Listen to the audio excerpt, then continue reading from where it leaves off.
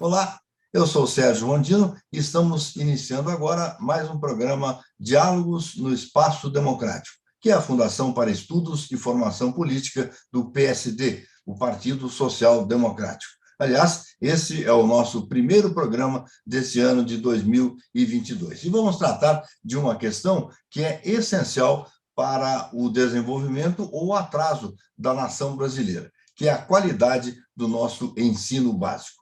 Quem vai conversar conosco sobre isso hoje é Priscila Cruz. Ela é mestre em administração pública pela Harvard Kennedy School of Government, graduou-se em administração de empresas pela Fundação Getúlio Vargas, a FGV de São Paulo, e também em direito pela Universidade de São Paulo, a USP. A Priscila é membro do Grupo de Estudos da Educação do Instituto de Estudos Avançados da Unicamp e foi uma das fundadoras do Todos pela Educação. Priscila Cruz, seja muito bem-vinda ao Espaço Democrático. Eu que agradeço, Sérgio, todos os companheiros aqui, por esse espaço e por esse espaço dado pela Fundação Espaço Democrático do PSD para colocar um tema que é fundamental, como você bem disse, que a qualidade da educação não é qualquer educação, é educação de qualidade para todas as crianças e jovens. Isso tem que ser um eixo central do projeto de nação e, portanto, de qualquer partido, de qualquer movimento eleitoral que a gente tenha no país. Muito obrigada. Obrigado a você. Participarão conosco deste diálogo o economista Luiz Alberto Machado. Salve, Machado. Salve, Rondino. Salve, Priscila. Salve, Vilmar. Vamos lá, vamos a esse interessante bate-papo.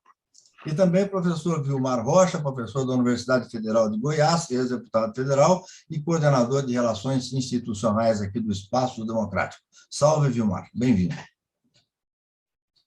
Também participará, porque tem enviado uma questão, o gestor público e empresário André Matarazzo.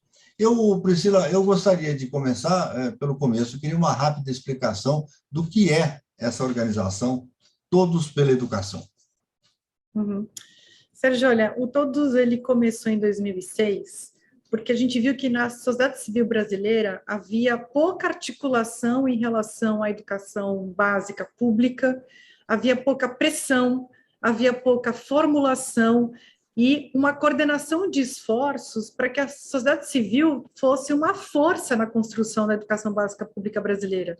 Então, a gente juntou, eu estou desde a fundação, sou uma das fundadoras do movimento, a gente juntou uma série de forças, especialistas, jornalistas, economistas, gestores públicos, empresários, para pensar esse movimento e colocar em prática esse movimento que tem colhido frutos importantes, né? Claro que eu sou uma voz assim um pouco enviesada, que sou testemunha disso tudo e fiz parte desse trabalho todo, mas o Pacto pela Alfabetização, o novo Fundeb, a reforma do ensino médio, o Plano Nacional de Educação, a Base Nacional Comum Curricular. Então, tem uma série de políticas que hoje explicam os avanços, e eu queria até, inclusive, ter a oportunidade de dizer que o Brasil teve avanços, sim, em educação, não é terra arrasada, a gente vinha numa trajetória, obviamente, ainda não no patamar que a gente gostaria e que os alunos merecem,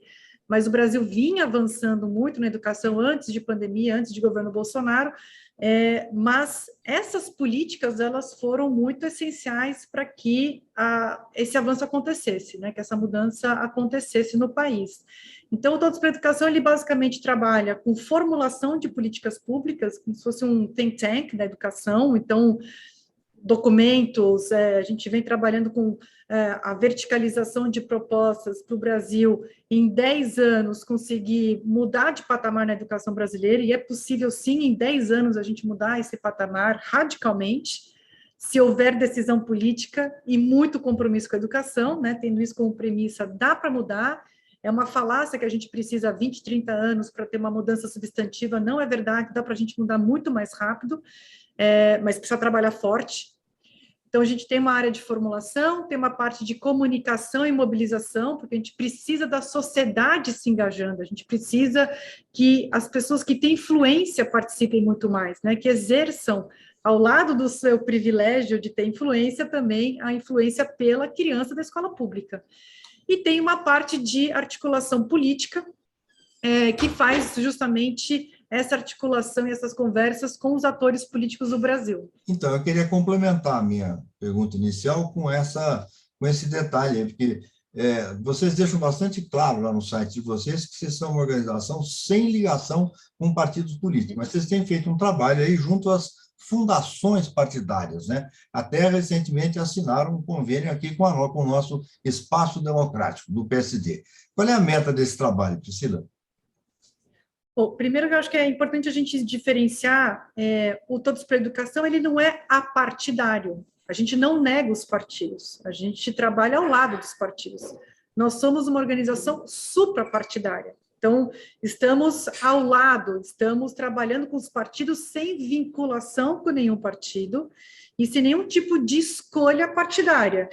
Então, obviamente, dentro do campo democrático, trabalhamos com todos os partidos, com as fundações partidárias, com os gestores públicos ligados a esses partidos.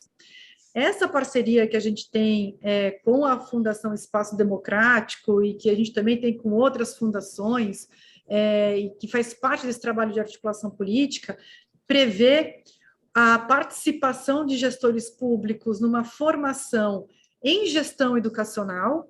Então, a gente tem muitos prefeitos do PSD fazendo essa formação, técnicos das secretarias fazendo essa formação, porque o desafio no campo da gestão municipal é gigantesco, lembrando que os municípios são responsáveis pela educação infantil, pelo Fundamental 1 e por grande parte do Fundamental 2.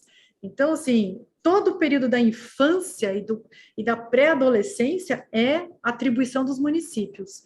Então, para além da formação, tem um compromisso que essas gestões assumem, acompanhamento dessas metas e tudo mais.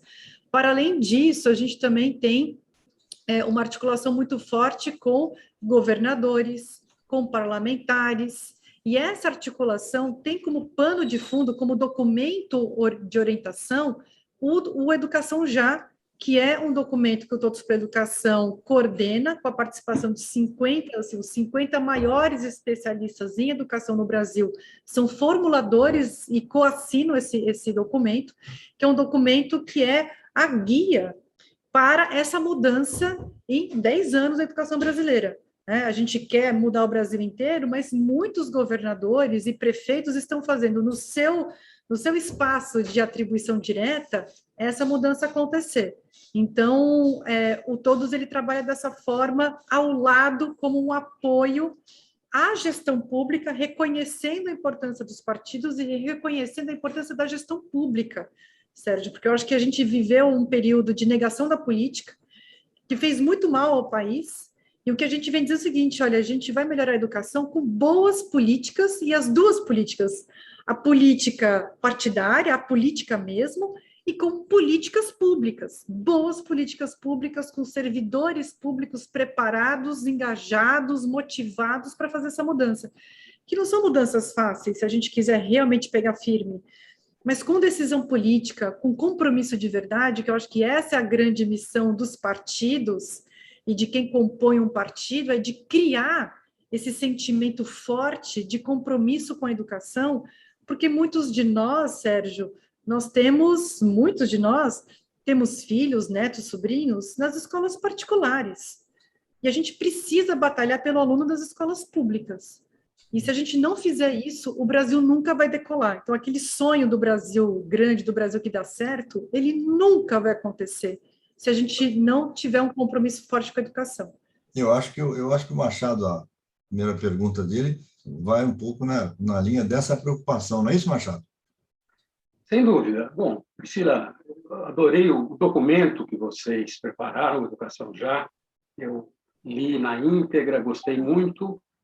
Embora eu reconheça que avanços aconteceram, embora eu reconheça que a gente tenha ilhas de excelência, sobretudo na escola privada e não tanto no ensino público, mas eu tenho uma preocupação ainda muito grande. Eu militei durante mais de 35 anos no ensino superior, mas eu até vejo que no ensino fundamental, no ensino infantil, a coisa muda um pouco de figura. Mas, embora eu reconheça que existam ilhas de excelência e exceções, o modelo pedagógico ainda dominante ele é obsoleto. Ele é constituído de aulas padronizadas, igual para todo mundo, como se não houvesse inteligências múltiplas, como se os alunos não tivessem diferentes estilos de aprendizagem. Ainda impera o modelo do professor expondo e o aluno escutando, quer dizer, o aluno são mais passiva. E quando chegar na hora das avaliações, elas são individualizadas e baseadas na memorização. Com esse modelo ainda predominante, por melhor que seja o ensino, nós estamos formando um aluno diferente daquilo que o mundo quer hoje. Então, eu acho que, embora a tecnologia seja fundamental, eu acho que o investimento no professor ele continua sendo prioritário. Você concorda com isso? E como é que o Todos pela Educação está trabalhando essa questão? Não, perfeito, Machado. Olha, é isso mesmo. O professor, ele é o principal profissional do país. Ele não é só o profissional mais importante da educação, ele é do país, porque todos os profissionais dependem de um bom professor, né? Então, e de bons professores ao longo de toda a trajetória escolar. Você tem toda a razão. Esse modelo ainda do século XIX, né, de professor palestrante que usa o quadro negro e que não tem nada a ver com a interação que essa geração demanda, né, que motiva essa geração. Eu estava hoje mesmo conversando com o Ronaldo Lemos numa outra live, e ele estava falando, que é especialista em tecnologia e digitalização, a gente está falando justamente sobre isso, quer dizer, quando eu estava na escola, a escola já era uma escola arcaica, para essa geração que está hoje na escola, não tem nada a ver com a vida deles, né? E tudo começa, Machado, na formação de professores. Uma boa formação de professores. E está aí um elemento que a gente está disposto para enfrentar essa briga. Não é simples, porque hoje 76% da formação de professores em pedagogia e licenciatura acontece de forma remota, 100% online, e não um online moderno, um online antigo, em instituições privadas. Então, assim, a gente precisa ter nada contra nem o online, nada contra o privado, mas o encontro desses dois elementos sem qualidade não faz sentido a gente ter no Brasil esses cursos despejando no mercado um profissional que não está preparado para esse tipo de inovação, para a sala de aula invertida, para novas didáticas, para uma pedagogia mais moderna, mais contemporânea, que consiga contextualizar a aprendizagem para a vida do aluno. Machado, a cada 5 minutos o professor tem que responder a seguinte pergunta: por que você está aprendendo isso? O aluno tem que se conectar com aquela aprendizagem o tempo inteiro. Não pode restar dúvida a respeito do porquê que ele está aprendendo aquilo, para que serve aquela aprendizagem. E o como aprender importa muito. Então, a gente já falava lá, são os 4 pilares da Unesco para a educação do século XXI, que é aquele relatório lá do Delors. É aprender a ser, aprender a aprender, aprender a fazer e aprender a conviver. Esses são os 4 pilares. E, a partir desses 4 pilares, com o currículo, e olha, a Base Nacional Comum Curricular já foi um grande avanço para a gente ter clareza em relação àquilo que os alunos precisam aprender. Mas é um documento que precisa ganhar vida, ele precisa ser aperfeiçoado ao longo do tempo. Eu e o Todos pela Educação foi um dos grandes defensores da Base Nacional Comum Curricular, a gente participou ativamente da sua construção, mas a gente vê espaço para aperfeiçoamento sim. Por exemplo, não faz sentido, na minha visão, na visão do Todos pela Educação, você ter na Base Nacional Comum Curricular as previsões de aprendizagem a respeito de cada disciplina para cada ano. Quer dizer, não precisa ser tão engessado assim. E a gente precisa inserir novas aprendizagens que são muito mais necessárias agora. Esse é um ponto. E um outro ponto, para finalizar, e eu prometi que eu não ia fazer respostas muito longas, também é a educação profissional. Deixa eu falar sobre isso, assim, porque eu acho que essa é uma modalidade dentro do ensino médio pouco valorizada no Brasil, é como se fosse assim, uma educação de segunda linha. Então, para aqueles alunos que não vão para a universidade, vamos lá dar um curso de torneiro mecânico para ele atuar para o resto da vida numa única profissão. Isso não existe mais. Então, a gente precisa modernizar a educação profissional no país. A gente tem defendido 4 grandes áreas para a educação profissional, que é a educação profissional para o mundo digital, para o mundo, para a economia criativa, para a economia verde e para a economia do cuidado.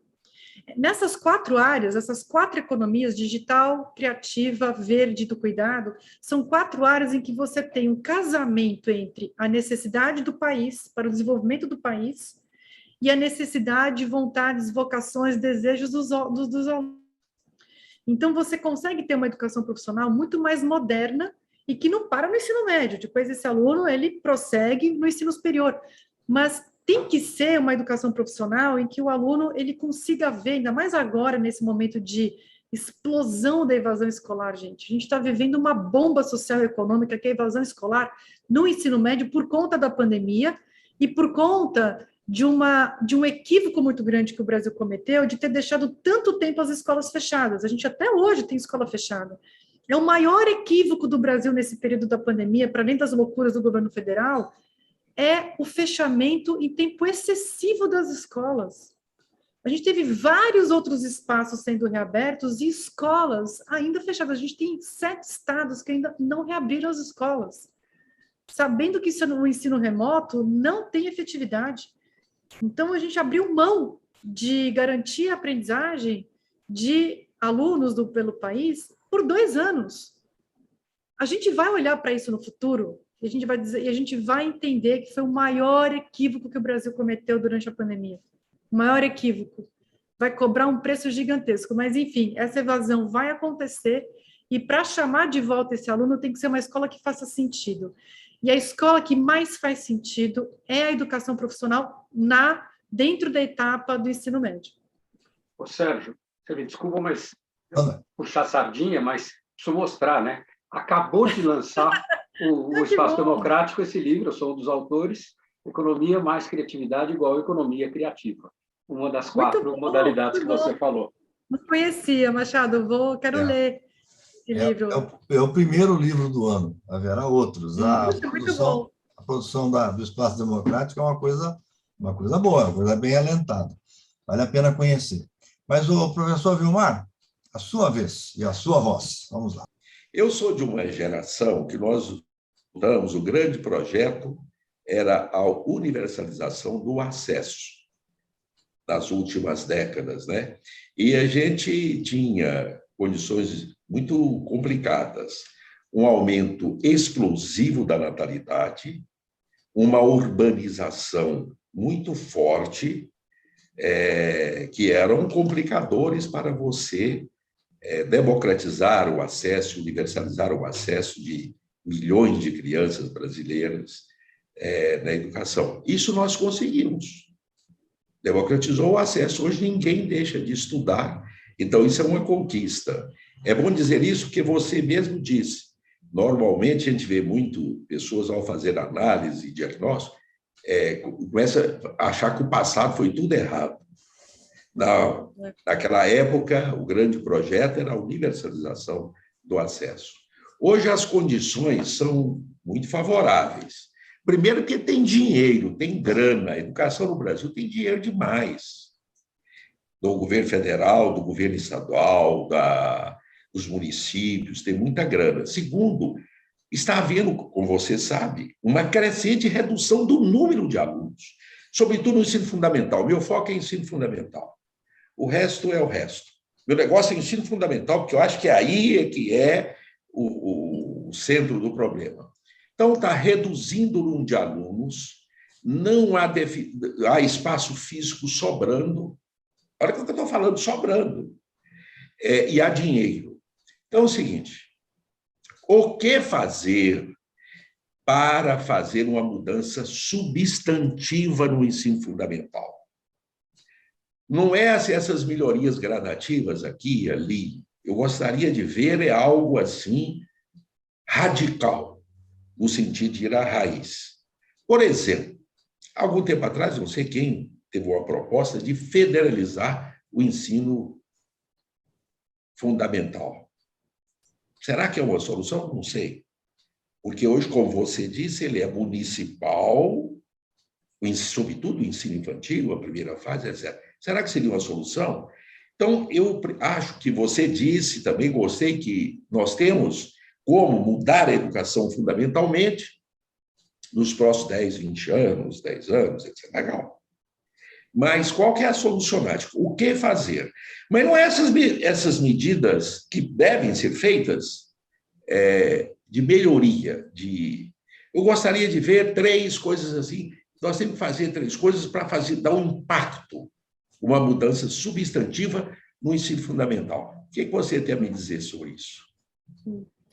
Olha, Vilmar, essas soluções, assim, claro que a gente tem que se inspirar naquilo que acontece em Singapura, Coreia do Sul, Finlândia. Acho que até por muito tempo a gente olhou para fora e com razão, porque acho que o Brasil não é uma ilha no mundo e a gente tem muito a aprender com todo mundo. Mas, felizmente, a gente já tem em território nacional soluções, acho que alguém falou aqui em ilhas, acho que a gente tem mais do que ilhas, assim, a gente tem redes grandes avançando de forma muito acelerada na educação fundamental, no ensino médio menos, mas no Fundamental 1 e no Fundamental 2, a gente tem tido, sim, assim, um grande avanço. Eu vou dar aqui para vocês um número, talvez vocês se espantem, mas em 2007 a gente tinha 20% das crianças no final do 5º ano, né, que é o final do Fundamental 1, Vilmar, 27% das crianças com aprendizagem adequada, então atingindo os níveis de aprendizagem adequados.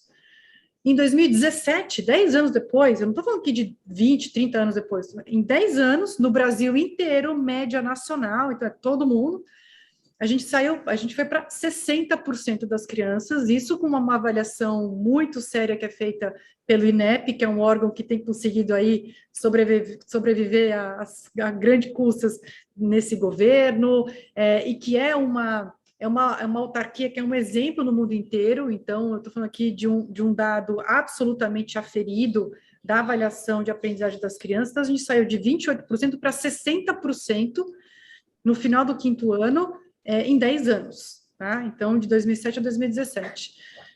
Quando a gente abre essa caixa preta da média, né, porque qualquer média você tem situações, inclusive, de redes que tiveram retrocesso nessa aprendizagem, e outras que avançaram muito, muito mais do que dos 27% para os 60% nesse período.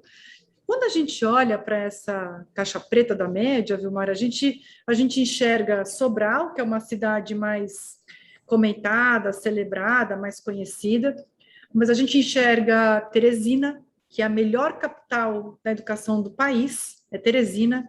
A gente enxerga Coruripe, que é uma cidade em Alagoas que tem o 3º melhor IDEB, tanto no Fundi 1 quanto no Fundi 2 do Brasil. É Coruripe, é uma cidade que não é uma cidade muito pequenininha, não, é uma cidade de porte médio, mas que tem um nível socioeconômico muito baixo. E em Coruripe tem a melhor escola pública do Brasil. A escola pública que tem o melhor resultado do Brasil fica em Coruripe e vale a pena conhecer. Você vê, uma escola rural, é uma escola que atende 18 comunidades rurais, 18 vilas rurais, são filhos dos cortadores de cana lá em Coruripe. É a melhor escola pública do Brasil, é melhor do que qualquer escola privada que a gente tem no país. Melhor, disparado melhor. Já fui algumas vezes, é absolutamente incrível conhecer. Então, a gente olha para essa situação, e aí a gente olha, o que essas cidades fazem, né, Vilmar? Que eu acho que é isso que a gente precisa olhar. Não é solução, às vezes as soluções, as pessoas buscam soluções assim, bonitas, cheias de purpurina, brilhinhos e tudo. A solução, ela é simples, no sentido que a gente precisa fazer um básico bem feito. O que essas cidades fazem? Elas fazem a seleção técnica de diretor de escola. Não tem indicação política. Diretor de escola é uma pessoa que foi formada para aquela função e que passou por uma seleção muito criteriosa para chegar naquele lugar. Então, quando você conversa com o diretor de escola dessas cidades, você fica com a boca aberta. Você fala, olha, não tem CEO de grande empresa do Brasil que seria melhor gestor do que essa pessoa, do que essa mulher. Então, é seleção técnica com uma seleção que seja formativa. Ele vai se formando até chegar no momento em que ele pode assumir uma escola. E é uma formação pesada, assim, uma seleção pesada. Assim. Eu digo que é mais difícil do que passar na medicina da USP para ser diretor de escola nessas cidades. Mas tem que ser assim. É a função mais importante. dentro da educação, é ser gestor escolar. Segundo, eles fazem avaliações bimestrais. Nessas cidades, as avaliações são bimestrais e o resultado da avaliação é subsídio para a formação de professores. Não tem formação de professores chamando a Priscila ou o Vilmar para dar palestra para professor. Isso não funciona. Formação de professores em serviço tem que ser feita a partir do resultado concreto do aluno. Se o aluno não aprendeu a equação do segundo grau, porque faltou aprender a equação do primeiro grau, porque não consolidou essa aprendizagem, o professor tem que ser formado para garantir a aprendizagem de equação do primeiro grau e equação do segundo grau daquele aluno. Então, a partir do erro dos alunos, a partir daquilo que a avaliação está dizendo para a rede, olha, os alunos estão com mais dificuldade nisso, é nisso que tem que ter formação de professores. Um currículo muito claro, e eu vou dizer que, assim, é uma grande explicação do sucesso dessas redes também. É uma ampliação acelerada da escola de tempo integral, da educação integral. O aluno fica o dia inteiro na escola. Ele toma café na escola, ele almoça na escola, ele toma o lanche da tarde na escola. Ele passa o dia na escola aprendendo português, matemática, ciências, mas ele passa o dia na escola fazendo esportes, fazendo projeto social, fazendo teatro, fazendo artes, a economia criativa, Machado. Quer dizer, ele produz texto, tem jornal na escola, tem rádio na escola, a escola é viva.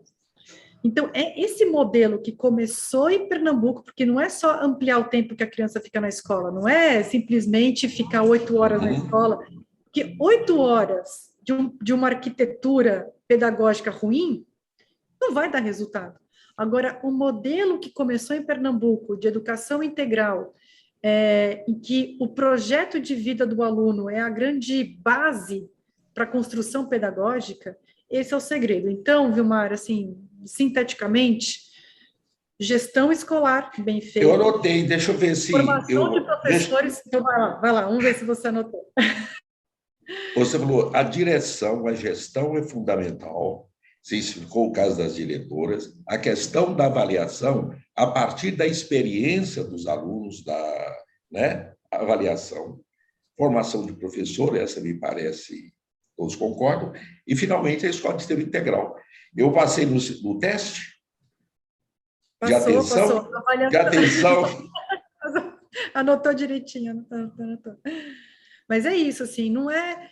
Eu adoraria, assim, às vezes as pessoas esperam uma resposta, assim, um projeto, olha, é pegar o projeto da escola XPTO de Portugal, esse tipo de isso, gente, isso é uma falácia. A gente precisa fazer aquilo que a evidência mostra, o que as evidências mostram, e que os municípios e os governos estaduais também têm mostrado, quando eles têm um resultado que é rápido e reduz a desigualdade, é nesse ciclo básico de gestão, né? Gestão da escola, gestão da secretaria, com as políticas corretas, tudo focado na aprendizagem do aluno. Se a secretaria não se dispersar com diversionismos, tem um monte de projetos, principalmente no governo federal, tem um monte de coisa que é só para esconder o fato da incompetência. A gente precisa tirar esse véu da incompetência, botar um bom secretário de educação, parar com essa história de indicação política para secretário, indicação política para diretor de escola, acabar com isso. A gente precisa profissionalizar tudo aquilo que tem a ver com a gestão educacional. Com isso, Vilmar, vai que bem, entendeu? Assim, o brasileiro sabe fazer educação. Não é, a gente não está falando de um bando de gente incompetente que não sabe fazer, sabe, mas precisa botar as coisas no lugar. E para botar as coisas no lugar, ter decisão política, porque também por trás de todos esses exemplos de sucesso, tem um governador que apoiou incondicionalmente o projeto e deu força, e deu espaço. Tem um prefeito, uma prefeita que apoiou incondicionalmente e entrou na briga quando precisou ter briga. Né? E aqui, quando eu falo briga, é briga pelo aluno. É isso que a gente precisa brigar pelo direito dos alunos a ter uma educação de qualidade. E a gente precisa de decisão política, a gente precisa de compromisso político. Por isso que eu sou, assim, absolutamente convencida que é pela política que a gente vai mudar a educação brasileira. Né? Porque a decisão política ela é fundamental. Quando a gente tem um governador que banca essas mudanças, a coisa vai. né? Então, não tem grandes segredos no sentido assim de soluções mágicas para a educação, não tem mágica. Eu fui recentemente para Sobral, tenho ido muito, mesmo na pandemia, tendo muito a esses municípios, esses estados, estou o tempo inteiro conectada com a gestão e com as escolas. Sabe o que tem muito forte nesses lugares que dá certo? Trabalho duro. É muito trabalho, é trabalho, compromisso. Ninguém se conforma em ter aluno que não aprendeu. Vamos lá entender por que o Pedro não aprendeu. Vamos fazer de tudo para o Pedro aprender. Então, é isso. A gente precisa ter isso. Para ter isso, tem que ter compromisso político. Priscila, eu queria agora que a gente acompanhasse a pergunta do nosso companheiro aqui, André Matarazzo. Vamos ver. Priscila, nesse período de pandemia, muito se falou da questão do ensino à distância.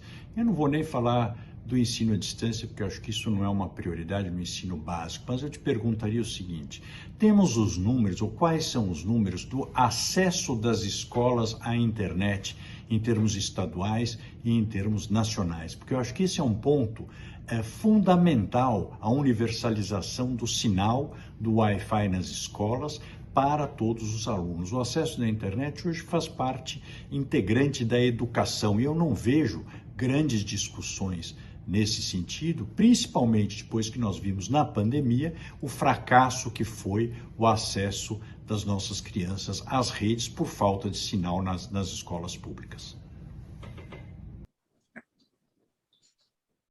Bom, André, obrigada pela tua pergunta. Quando a gente olha pelo IBGE, pelo censo, a gente tem, assim, quase 100% das escolas conectadas, né? O Brasil está muito próximo de universalizar a conectividade. Só que aí, quando a gente olha que tipo de conectividade e se funciona, se não funciona, a real é que, em grande parte das escolas, e a gente não tem um diagnóstico preciso em relação a isso, infelizmente, porque, inclusive, o governo federal não faz o acompanhamento disso, e deveria ser do interesse do governo federal, que é o responsável pela coordenação dos esforços na educação básica. O governo federal ele não é responsável pela gestão direta das escolas e de rede de escolas, mas ele, no campo da educação básica, ele é responsável por coordenar os esforços em nível nacional. Por exemplo, conectividade de escolas. Para poder coordenar, você tem que ter informação. Quando a gente olha algumas prévias, alguns estudos mais localizados, assim, a gente não tem um consolidado brasileiro, o que a gente vê é que aquela internet, a gente tem internet que não funciona, internet que é uma banda muito estreita, então os alunos não conseguem fazer absolutamente nada. Quando tem 3 alunos usando a internet, ou professores, a internet cai, ninguém consegue utilizar aquela internet. Então, uma coisa é dizer que tem internet. Olha, alguma internet tem, mas a internet ela é de baixíssima qualidade. Agora, com esse leilão que aconteceu, né, no final do ano passado, houve um esforço, inclusive, com a participação da Frente Parlamentar Mista da Educação, do TCU, etc., o próprio Todos para a Educação também se envolveu. Teve muita briga para ampliar o acesso das escolas à banda larga, que é o que a gente precisa, de fato, no país, ainda mais com uma tendência que é irreversível ao ensino híbrido, né, que mesmo quando a gente não vai passar o resto da vida com aulas remotas. Assim espero, já disse aqui, o Todos para a Educação, inclusive, contra a opinião geral, a gente foi a favor da reabertura das escolas, mais cedo do que elas de fato foram abertas no país, mas a gente vai conviver, né, daqui para diante com o ensino híbrido, que é o remoto com presencial, não remoto substituindo o presencial, é o presencial mais o remoto. Para isso acontecer, inclusive para poder ter projetos pedagógicos mais inovadores, como sala de aula invertida, né, inovações pedagógicas, a gente precisa de banda larga. Isso não tem no país. Acho que a gente está vivendo um momento em que não só a educação não é prioridade nos debates públicos e políticos no Brasil, infelizmente. Acho que é um grande equívoco que a gente comete, porque a educação ela está por trás do crescimento econômico, da distribuição de renda, de menos doenças, menos violência. Quer dizer, não dá para pensar num país, nas suas diversas dimensões, se a gente não melhorar a qualidade da educação básica pública brasileira. Então, nesse sentido, nem se a educação não é fruto de debate, como você bem disse, também não é a conectividade das escolas. E a gente teve um governo federal, né, ainda tem um governo federal, que entra no Supremo Tribunal Federal para não ter que investir em banda larga para as escolas, né? Então, a gente está aí realmente num momento muito ruim nesse campo. Priscila, será que só um complemento rapidinho, será que não estão criando aí uma ilusão? Fala-se tanto bem que é claro que é importante ter banda larga e ter atingindo as escolas todas e tal, mas a minha pergunta é simples, lá em Mucuripe tem? Não tem, faz a melhor escola do Brasil? Então, por que é tão essencial assim? É possível fazer um bom ensino, o melhor do Brasil, sem ter essa estrutura tecnológica à disposição, ou eu estou errado? Dá para fazer, Sérgio, você tem razão, assim, dá para fazer, mas tem um teto mais baixo, a gente poderia decolar e ter um voo muito mais alto se a tecnologia ela fosse de banda larga, com uma nova pedagogia, porque também não basta ter conectividade se os professores não estão para utilizar essa tecnologia para o bem do desenvolvimento cognitivo, social, emocional, físico dos alunos, né, para eles aprenderem mais. Então, simplesmente ter uma internet para repetir a sala de aula de hoje não faz sentido nenhum, e você tem razão, assim, dá para a gente avançar muito na educação básica sem um uso intensivo da tecnologia.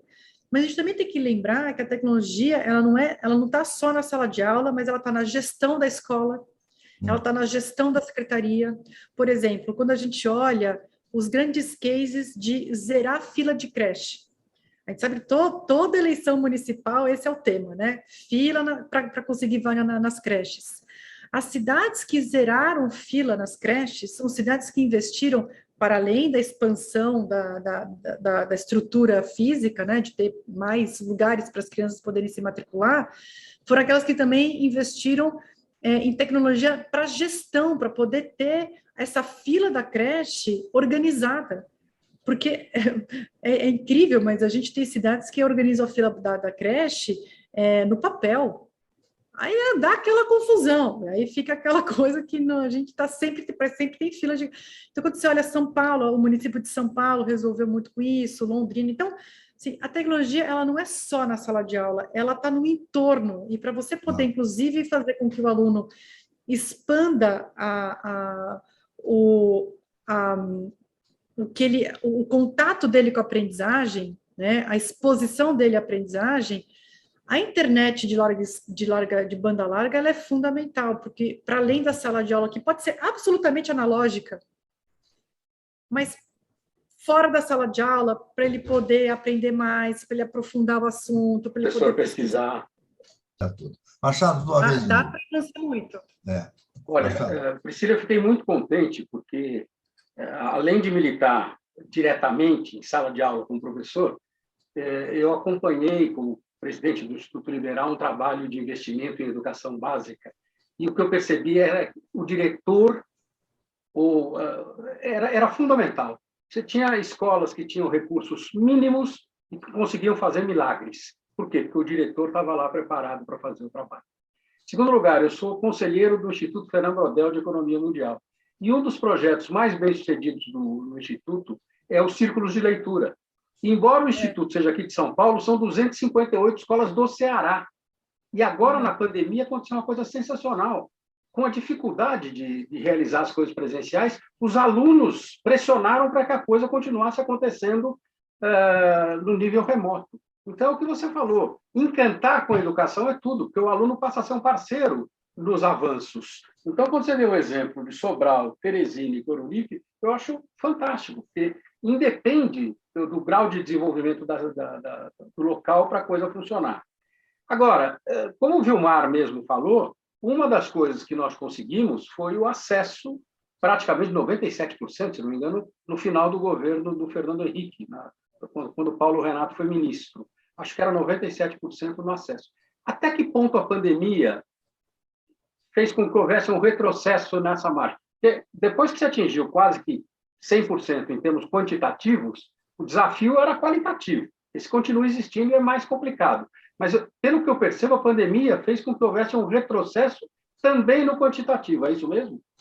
É isso mesmo.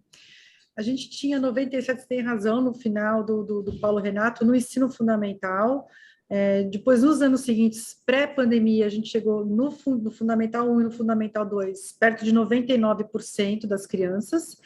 Mas na educação infantil e no ensino médio, a gente ainda não chegou nesse mesmo patamar. Eu posso errar, mas assim, olha, se eu não me engano, o último número é 84% na pré-escola e alguma coisa em torno de 76%, 78% no ensino médio. Então, a gente não chegou em 100% em todas as etapas. No fundamental, sim. Isso está mudando rapidamente porque foi aprovada em 2009 uma legislação que tornou obrigatória, com um período de transição, mas tornou obrigatória a matrícula de 4 a 17 anos. Quando, até a gestão do Paulo Renato, a obrigatoriedade era de 7 a 14. Depois ficou de 6 a 14, né? Andou uma casinha para trás. Em 2009 foi aprovada essa legislação, Todos para a Educação foi um ator bastante ativo nessa aprovação, mas com um período de transição para essa implementação. Então, está vindo rápido, a gente deve chegar em 100% em todas as etapas, ou perto de 100%, porque 100% mesmo, assim, infelizmente, nenhum país do mundo tem 100%. Sobre a qualidade, você tem razão, assim, acho que é a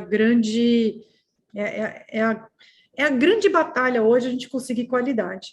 Só que com a pandemia, a gente ainda não tem o número, tá, Machado? Assim, a gente não tem esse número consolidado, a gente deve ter, mas para o fim desse semestre, um número consolidado da evasão nesse período. Evasão, olha, o aluno não se matriculou, não voltou para a escola. O Conjuve fez uma pesquisa no final do ano passado que mostrou que 43% dos jovens brasileiros não querem voltar a estudar. Isso não significa que a gente vai ter uma evasão de 43%, porque uma coisa é uma pesquisa de intenção, quero ou não quero voltar a estudar, a outra é se ele realmente vai se matricular ou não. No ensino médio, esse é um problemão, porque a gente está falando que é o final da educação básica. Alguns estados instituíram 4º ano para o ensino fundamental para dar mais tempo para esse aluno que não teve aula nenhuma, porque, assim, em grande parte, aula remota não serviu de nada, muito pouco. No começo até os alunos se engajaram, mas gente, foi muito tempo de pandemia, muito tempo, muita demora para vacinar. Isso acabou impondo muito tempo de escolas fechadas, daria para ter reaberto antes, Todos pela Educação avisou e pressionou, Unesco, Unicef, então, assim, as instituições todas, sérias, por mais que a gente tenha essa preocupação em relação ao controle da pandemia, não dá para fazer controle da pandemia com o fechamento das escolas. Não se controla a pandemia usando como instrumento de controle da pandemia fechar escolas.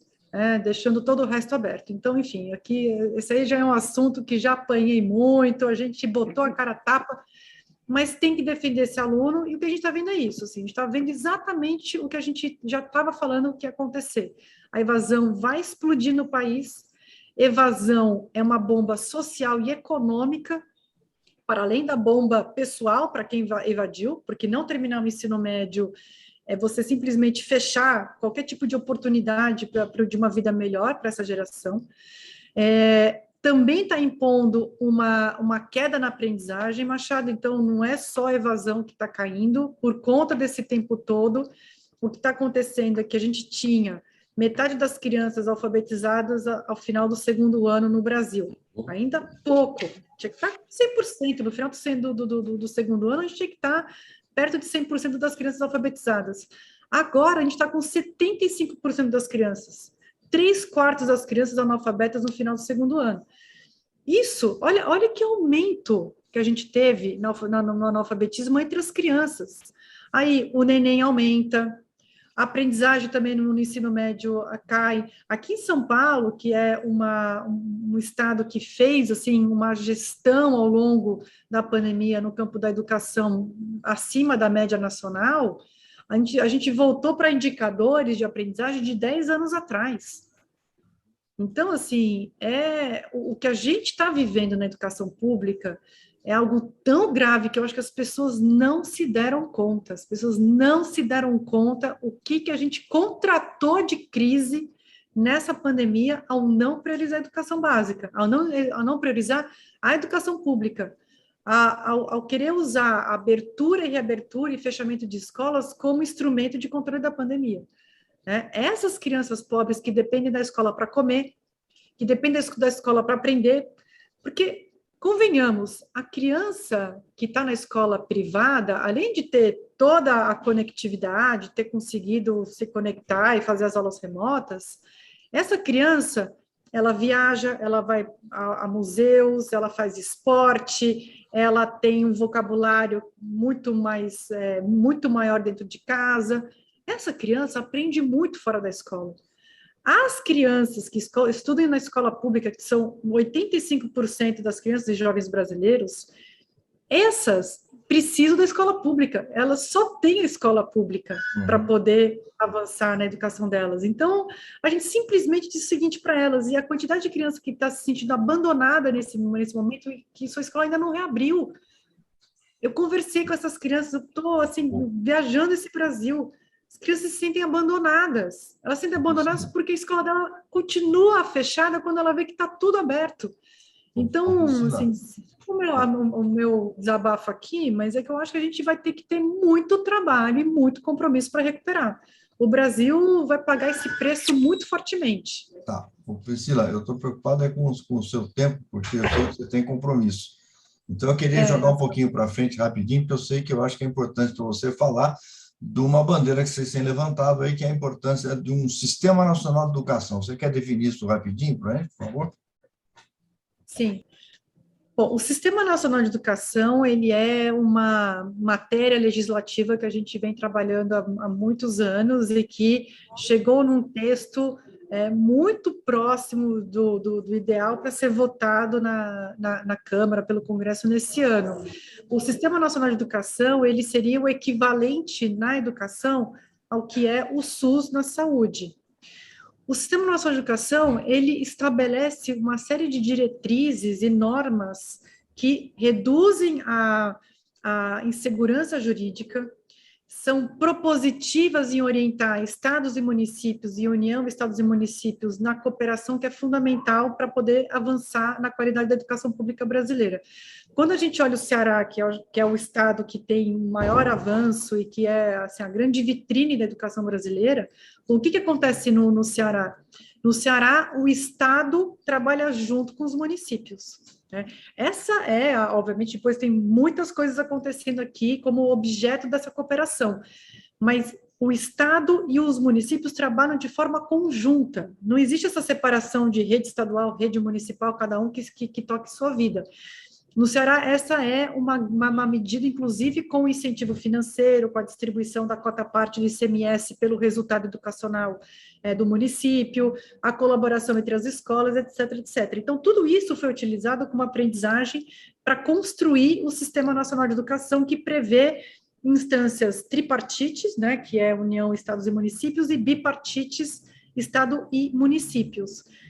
O sistema, ele também, ele clareia, né? Ele deixa mais claros os caminhos em relação àquilo que precisa ser feito em cooperação para que a gente consiga avançar nesses resultados. Então, está para ser votado, espero que seja pautado logo essa votação, para que a gente consiga ter rapidamente um instrumento jurídico para fazer essa cooperação acontecer. Perfeito. Gilmar, sua pergunta para a gente encerrar? Eu tinha preparado uma pergunta aqui sobre as consequências da pandemia na educação, que a gente sabe que foram graves, você já fez um spoiler aí, mas eu acho que ainda tem muita coisa ainda que a gente não mediu ainda. A gravidade da consequência de 2 anos aí, essas crianças, né? Mas eu quero fazer uma outra pergunta, sair da caixinha aqui. Por que a educação não é uma prioridade hoje para a sociedade brasileira? Todas as pesquisas que a gente tem acesso, que faz, vem lá desemprego, violência, Lá pelo terceiro, quarto, quinto lugar está a educação. Me parece, assim, a grosso modo, que a sociedade pensa assim: meu filho está na escola? Tá. A educação é de qualidade? Não. Ah, mas ele está na escola, tá bom. Porque a prioridade e o compromisso político, ele tem que vir, ele é muito mais consistente se a sociedade demandar isso. Eu, por exemplo, chego nas cidades do interior, eu sou um operador político. Eu venho do mundo acadêmico, mas, no fundo, eu sou um operador político. Eu atuo na... Você chega numa cidade do interior, a educação não é prioridade. A prioridade é asfaltar a rua, é não sei o quê, etc. No geral, as exceções, como Coruripe, sei onde aí, tal, mas isso não é o geral. O que você tem a me dizer sobre essa formulação empírica minha, apenas de um observador? Não, o teu empirismo está funcionando muito bem, viu, Mara? É isso mesmo. Quer dizer, eu acho que tem uma retórica muito forte em relação à educação. Todo mundo, se você fizer uma entrevista, se você perguntar para político, empresário, jornalista, mãe, todo mundo vai dizer que a educação é a coisa mais importante que existe no universo. Mas, na verdade, porque prioridade a gente mede com a prática, com as ações, não com a retórica. E, de fato, não é a prioridade do país. A gente viu isso muito forte na pandemia. Acho que a pandemia foi assim, tirou a prova que a gente não prioriza a educação. Tanto é que a gente utilizou escola para controle da pandemia. E não houve um clamor social de indignação em relação às escolas fechadas por 2 anos. Eu vou, assim, um pouco... A gente pensa muito sobre essa tua questão, não vou dizer assim, não tenho uma resposta definitiva, eu quero dividir aqui um pouco o que a gente vem refletindo a respeito. Eu vejo 3 razões para a gente não ter essa prioridade acontecendo de verdade, porque eu acredito que as pessoas achem mesmo que a educação é importante, mas é que dá trabalho priorizar a educação, né? Então, tem 3 grandes razões. Primeiro, a elite, aqui não é só a elite econômica, mas a elite que, assim, quem influencia, os tomadores de decisão, as pessoas que influenciam as grandes decisões do país, têm seus filhos, seus netos, seus sobrinhos na escola privada. Então, um pouco assim, olha, eu acho que a educação tem que melhorar, concordo tal, mas, putz, coitado da criança pobre, olha, que pena, não afeta a vida dessas pessoas. Quer dizer, elas acham que não está afetando, mas está afetando. Eu sei. Está afetando porque a gente vive um país que não cresce, que não distribui renda, que é violento. Desigualdade, violência. Desigualdade. É um equívoco da nossa elite gigantesco em não pressionar. Era para ter empresário que usa sua influência social e política pressionando o governador e o presidente da República. Que isso? Então, essa é uma razão. A segunda razão é uma crença que a educação ela não tem jeito no Brasil. É uma descrença em realmente, olha, a educação tem jeito. Claro existe mas... quando você pesquisa e ouve opinião, as pessoas, no fundo, acham que a escola pública nunca vai ser boa. Tem uma certa descrença de que é possível. Por isso, a gente tem feito um trabalho de disseminação daquilo que funciona, não porque a gente quer ser poliana e colocar uma lente rosa na educação e dizer que está tudo bem, não, mas é para mostrar que a gente tem cidades e estados que estão conseguindo sim, e que é possível sim ter uma escola pública de excelência. A gente precisa provar para as pessoas que isso que elas estão tendo como escola pública não é o que elas deveriam ter. Que uma escola pública que não garante aprendizagem não é a escola que o seu filho tem direito. O seu filho, seu sobrinho, seu neto tem direito a uma escola que garanta aprendizagem. E o terceiro mito é um mito que, para melhorar a educação, a gente precisa de 20 anos. E aí, a motivação política, ela vai para o ralo. Porque político faz conta, né, Vilmar? Político diz, olha... se asfaltar, construir ponte, mudar o uniforme, o fardamento do aluno, se isso dá voto e a qualidade da educação vai demorar mais do que o meu mandato, então eu não vou priorizar uma coisa que não vai dar a minha reeleição, que não vai garantir voto para a pessoa que eu apoio. Então, o que acontece é que a gente precisa também provar para essas pessoas que em um mandato, 2 mandatos, você muda o patamar da educação de uma cidade. Mas então, Priscila, acho que é a hora, Diga. Até para encerrar mesmo, é a hora de você falar desse Educação Já 2022, que eu acho que você queria falar disso, que é um projeto de vocês para este ano. O que é isso? Educação Já não é para 20 anos, já? O que é isso? Não. É para fazer agora, para que a gente, em 8 anos, em 2 mandatos, a gente mude a cara da educação pública brasileira. Os caminhos, e esse é o problema fácil, né? Os caminhos técnicos estão mais ou menos mapeados, as pessoas conhecem. E diferente de outras áreas, por exemplo, eu fico vendo os debates econômicos, que tem muito mais divergência. Na educação, existe um consenso muito grande entre os especialistas. A gente não tem grandes brigas entre especialistas da educação. Por quê?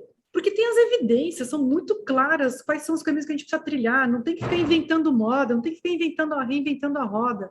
Então, dá para fazer em 8 anos, dá para a gente fazer em 2 mandatos, né? Melhor ainda em 10 anos. Em 10 anos a gente muda a cara da educação brasileira. E o Educação Já, ele detalha, a gente tem um sumário executivo, que eu fiquei feliz que o Machado aqui leu, tem um sumário executivo, mas para cada política a gente tem um detalhamento. Então, por exemplo, formação inicial de professores. Eu falei aqui sobre o diagnóstico, que é horrível. Como que a gente muda? Qual que é a legislação que a gente tem que mudar? Qual que é o currículo que tem que ter na formação dos professores? Esse ciclo de gestão das secretarias, a formação continuada de professores, a gestão, a escolha de diretor e como é a gestão da escola, como que é um programa nacional para a primeira infância, como que garante a alfabetização. Isso tudo está no Educação Já, que é esse documento. E é um documento que é o nosso guia de articulação nesse ano e em todos os anos, mas esse ano especialmente, que a gente aprimorou a Educação Já, é o nosso guia de articulação com todos os candidatos. A gente conversa com todos os candidatos, né, pré-candidatos à presidência da República, menos o Bolsonaro, e com todos os pré-candidatos também aos governos estaduais. A gente já está em conversa com eles. A gente já está em conversa com absolutamente todos esses pré-candidatos, menos o Bolsonaro. Então, esse é um trabalho de articulação política muito forte que a gente vem fazendo para justamente, Vilmar, a gente garantir essa decisão política, né? Mas o Todos para a Educação não é uma andorinha que não faz verão. A gente precisa das fundações partidárias, a gente precisa dos partidos, a gente precisa de vocês, lideranças públicas, para garantir que isso aconteça. Ok. Esse texto vocês vão ter quando? Ou já o texto, a gente tem uma versão para debate que está no site do Todos pela Educação, e em abril a gente tem o documento final, que vai também ser trabalhado com todos os partidos, fundações partidárias e candidatos, pré-candidatos. Priscila, quero agradecer demais a sua participação e saudar essa parceria do Espaço Democrático com Todos pela Educação. Espero que ele renda frutos necessários, inclusive na conscientização de tantos, né, gestores públicos. E agradeço, finalmente, então, as suas palavras. Se quiser um espaçozinho final para dar um recado final, fica aí à sua disposição. E eu já vou agradecendo desde já a participação importantíssima do Machado e do Vilmar. Obrigado, companheiros, mais uma vez. Priscila, a palavra é sua, final. Quero agradecer à Fundação Espaço Democrático do PSD, você, Rondino, Machado, Vilmar. Foi um prazer ter essa conversa com vocês. De fato, Vilmar, acho que a gente precisa fazer mais conversas e mais conversas com esse mundo político. A gente vai precisar das fundações, dos partidos, das lideranças políticas do país para realmente sair da retórica e ir para a prática. Uma prática que é difícil, é uma prática que dá trabalho, que precisa de muito trabalho duro, precisa de um compromisso assim, obsessivo, mas que se a gente tiver isso, a gente consegue chegar lá. Então, quero aqui agradecer a parceria de todos vocês. Até uma próxima vez. Tá certo. Eu tenho que agradecer especialmente a você que nos acompanhou aqui em mais esse Diálogo no Espaço Democrático. Até o nosso próximo programa. Muito obrigado.